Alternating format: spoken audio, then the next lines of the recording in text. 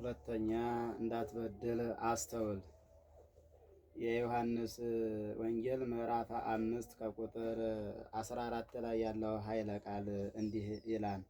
ይህንን ቃል የተናገረው እግዚአብሔር አምላካችን መድኃኒታችን ኢየሱስ ክርስቶስ ሲሆን የተነገረው ደግሞ በዘመኑ 38 ዓመት በአልጋ ቁራኛ በደዌ ዳኛ በመከራ በችግር በስቃይ ሲሰቃይ ለነበረ ለመጻጉዕ የተነገረ ኃይለ ቃል ነው። እንግዲህ መጻጉዕ ማለት የበሽተኞች ስም ሲሆን ነገር ግን ያው በበሽታው የሰውየውን ይጠራዋን ማለት ነው።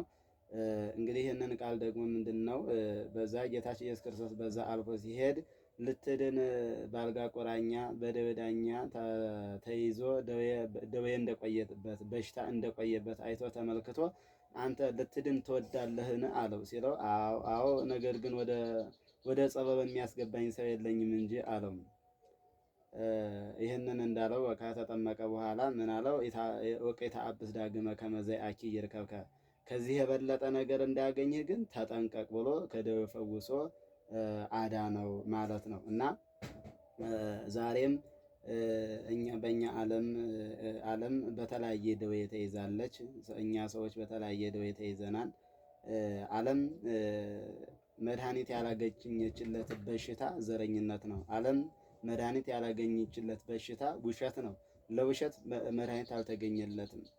ለዘረኝነት መድኃኒት አልተገኘለትም። ሌላውም የስጋን ደዌ ግን ደዌ ስጋን በእምነቱ በጸበሉ ተጸብለን በእምነቱ እንድናለን። ከዘረኝነት በሽታ ግን ልንድን አልቻልንም።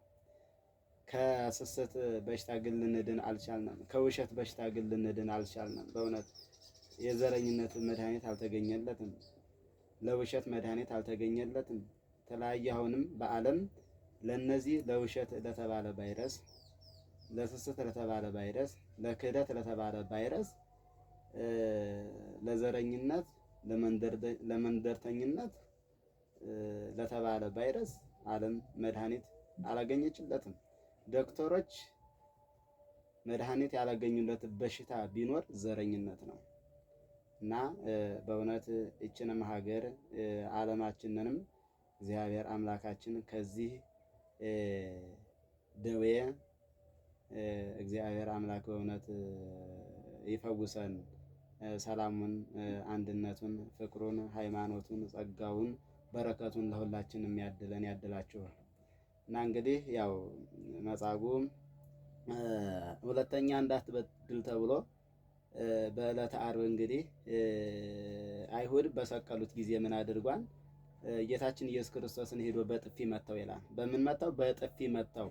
አይሁድ እንግዲህ የዛን ሰዓት በዕለተ ሆሳዕና ሲዘምሩለት ውለው በዓርብ ቀን ግን ሰቀሉት። በስቅለቱ ሲዘምር የነበረው ሕዝብ ሁሉ ሐዋርያት አብረው እየባሉ አብረው እያደሩ የነበሩት ሁሉ አልተገኙም በመከራ ጊዜ። አያችሁ፣ እንዲህ ነው፣ ጊዜ ተቀያሪ ነው። እና ከዚህ አንጻር በዛለት ምን አለ? አይ በጥፊ ሲመታው እጁ ጌታችን መድኃኒታችን ኢየሱስ ክርስቶስን ያዳነውን ጌታ በጥፊ መታው። ያዳነውን ጌታ ሰደበው። ያዳነውን ጌታ በጥፊ ሲመታው እጁ ሰሎ ደርቆ ቀረ ይላል። አሁንም ዛሬ በጌታችን በመድኃኒታችን በኢየሱስ ክርስቶስ ላይ የሚነሳሱ፣ በጻድቃን ላይ የሚነሳሱ፣ በመላእክት ላይ የሚነሳሱ መናፍቃን አይደለም እጃቸው አንደበታቸው ሁሉ ሰልሏል። አንደበታቸው ላሽቷል።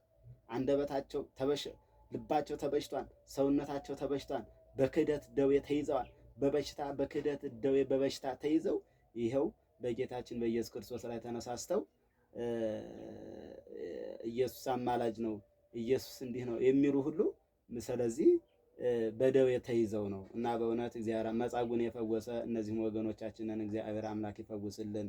ይህንን ቃል በመላው ዓለም የምትመለከቱ ፍቅረ ሰላም ዩቲዩብን ሰብስክራይብ በማድረግ ለወገን ዘመድ ሁኑ። በቲክቶክ ሰፈር ደግሞ ሼር፣ ኮፒ ሊንክ ፎሎ በማድረግ አዳርሱ። ስለነበረን ጊዜ እግዚአብሔር አምላካችን የተመሰገነ ይሁን። ወስብሐት ለእግዚአብሔር። ይቆየን።